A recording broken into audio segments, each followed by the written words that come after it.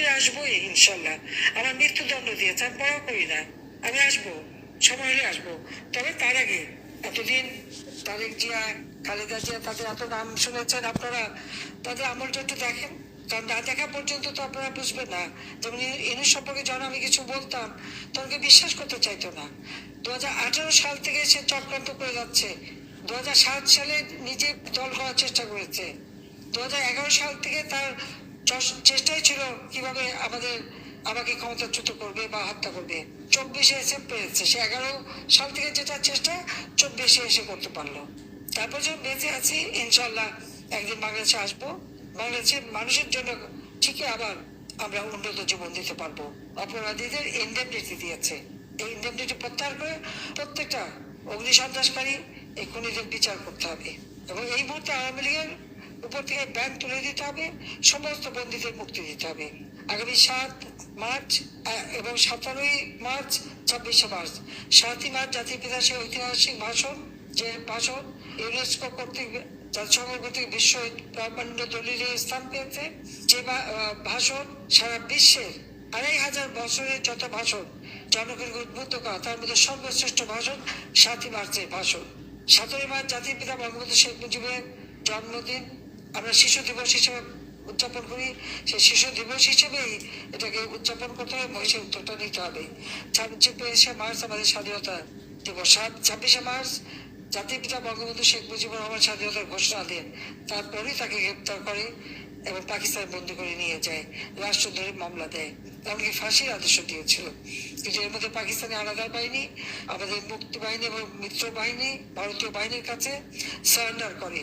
কাজে জাতির পিতা মুক্তি পান, ফিরে আসেন দেশে। কাজ 26 মার্চ আমরা যথাযোগ্য মর্যাদার সাথে উদযাপন করবো। যে যারা নির্যাতিতা প্রত্যেকে ওই ভাবে নির্যাতন করেছে তার একটা মামলা তার বিরুদ্ধে করতেই হবে। সবাই একটা মামলা দায়ের করবেন। মামলা যদি না নেয়, থানা যদি না নেয়, সেটাও একটা সংবাদ হবে। আর অনলাইনে আপনারা দিতে পারেন বা কোর্টে মামলা করতে পারেন অথবা রেজিস্ট্রি করে করতে পারেন। যেভাবে হোক একটা মামলা করে কাগজটা হাতে রাখবেন।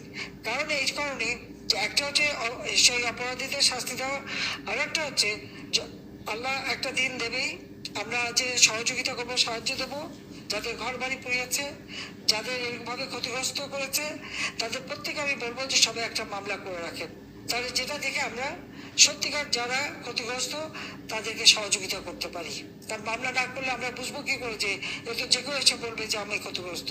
এই যে প্রত্যেকে একটা মামলা করে রাখবেন, যেভাবে মামলা দিতে হবে, দিয়ে আপনারা রেখে দেবেন। এখন যদি মামলা নাও চলে ভবিষ্যতে কাজে লাগবে। যেমন ইনুস সম্পর্কে যখন আমি কিছু বলতাম তখন বিশ্বাস করতে চাইতো না। 2018 সাল থেকে সে চক্রান্ত করে যাচ্ছে। 2007 সালে নিজে দল করার চেষ্টা করেছে। 2011 সাল থেকে তার চেষ্টাই ছিল কিভাবে আমাকে ক্ষমতাচ্যুত করবে বা হত্যা করবে। 24-এ এসে পেরেছে। সে 11 সাল থেকে যেটা চেষ্টা 24-এ এসে করতে পারলো। তিল তিল করে 15টা বছর যে দেশটাকে গড়ে তুলেছিলাম, মাত্র 1 বছরের মধ্যে সেই দেশ ধ্বংস। আজকের বাংলাদেশ এখন অন্যের কাছে করুণা ভিক্ষা করার দেশ হয়ে গেছে। এই দেশটিকে ধ্বংসস্তূপে পরিণত করে দিয়ে গেল সে অবৈধভাবে ক্ষমতা দখলকারী, মেটিকুলাস ডিজাইনের মাধ্যমে যার ক্ষমতা আরোহণ, ডক্টর মোহাম্মদ ইউনূস।